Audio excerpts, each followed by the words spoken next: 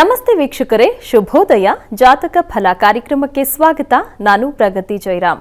ಇವತ್ತಿನ ಸಂಚಿಕೆಯಲ್ಲಿ ಈ ದಿನದ ವಿಶೇಷತೆ ಜೊತೆಗೆ 12 ರಾಶಿಗಳ ಫಲಾಫಲ ಹೇಗಿದೆ ಅಂತ ನೋಡೋಣ. ಹಾಗೆ ನೀವು ಕಳುಹಿಸಿರುವಂತಹ ಸಂದೇಶಗಳತ್ತ ಸಹ ಗಮನ ಹರಿಸಲಾಗುತ್ತೆ.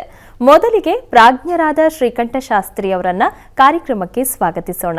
ಶಾಸ್ತ್ರಿಗಳೇ ನಮಸ್ಕಾರ, ಕಾರ್ಯಕ್ರಮಕ್ಕೆ ಸ್ವಾಗತ. ನಮಸ್ಕಾರ ಶಾಸ್ತ್ರಿಗಳೇ, ಮೊದಲಿಗೆ ಈ ದಿನದ ವಿಶೇಷತೆ ಬಗ್ಗೆ ತಿಳಿಸ್ಕೊಡಿ. ಶ್ರೀ ಗುರುಭ್ಯೋ ನಮಃ. ಹರಿ ಓಂ.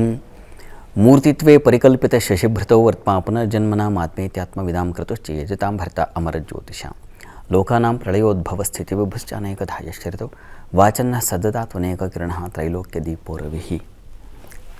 ವೀಕ್ಷಕರೆಲ್ಲರಿಗೂ ಶುಭೋದಯ, ಶುಭ ಬೆಳಗು.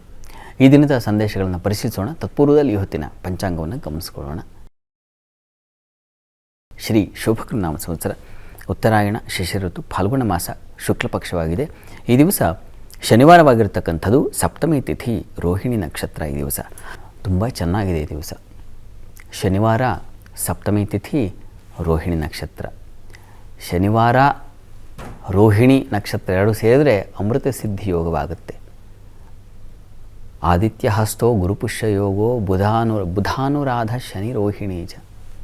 ಶನಿವಾರ ರೋಹಿಣಿ ನಕ್ಷತ್ರ ಸೇರಿಬಿಟ್ರೆ ಅದು ಅಮೃತ ಸಿದ್ಧಿ ಯೋಗ ಅಂತ.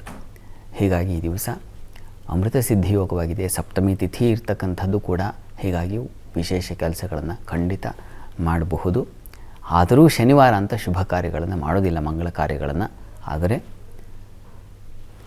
ಒಂದು ಒಳ್ಳೆಯ ಕಾರ್ಯ ಪ್ರಾರಂಭ ಮಾಡಬೇಕು ಅಂದರೆ ಈ ದಿವಸ ಖಂಡಿತ ಮಾಡಬಹುದು. ಯಾವುದಾದ್ರು ಒಂದು ಹೊಸ ಕೆಲಸ ಕೈ ಹಾಕ್ತೀನಿ ಅಂದರೆ ಅಮೃತ ಸಿದ್ಧಿ ಯೋಗ ಇದೆ, ಖಂಡಿತ ಮಾಡಿ.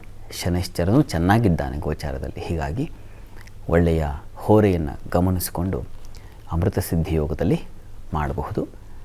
ಪೂಜೆ, ಅನುಷ್ಠಾನ ಇತ್ಯಾದಿಗಳಿಗೆ ತುಂಬ ಚೆನ್ನಾಗಿರ್ತಕ್ಕಂಥದ್ದೇ.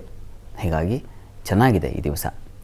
ಏನು ವಾರ ಶನಿವಾರ ಅಂತ ಹೇಳಿ ಶಾಸ್ತ್ರಕಾರ ಇದನ್ನು ವರ್ಜ್ಯ ಮಾಡ್ತಾರೆ ಮಂಗಳ ಕಾರ್ಯಗಳಿಗೆ. ಅದರ ಹೊರತಾಗಿ ನಾವು ಸಾಧಾರಣ ಕೆಲಸಗಳಲ್ಲಿ ಅತ್ಯಂತ ವಿಶೇಷ ಫಲ ಗಳಿಸುವಂಥ ದಿವಸವಾಗಿದೆ. ಚೆನ್ನಾಗಿದೆ ಈ ದಿವಸ. ಶನೈಶ್ಚರ ಮಂದಿರಕ್ಕೆ ಹೋಗಿ ಅಭಿಷೇಕವನ್ನು ಮಾಡಿಸಿ, ಶನೈಶ್ಚರನಿಗೆ ತುಂಬ ಪ್ರೀತಿಪಾತ್ರವಾಗಿರ್ತಕ್ಕಂಥದ್ದು ತಿಲ ತೈಲದಿಂದ ಮಾಡ್ತಕ್ಕಂಥ ಅಭಿಷೇಕ, ತಿಲ ತೈಲಾಭಿಷೇಕ.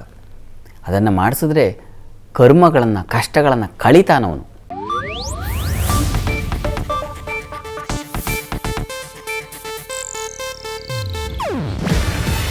ಇದು ಏಷ್ಯಾನೆಟ್ ನ್ಯೂಸ್ ನೆಟ್ವರ್ಕ್ ಪ್ರಸ್ತುತಿ. ನೀವು ನೋಡ್ತಿದ್ದೀರಾ ಏಷ್ಯಾನೆಟ್ ಸುವರ್ಣ ನ್ಯೂಸ್.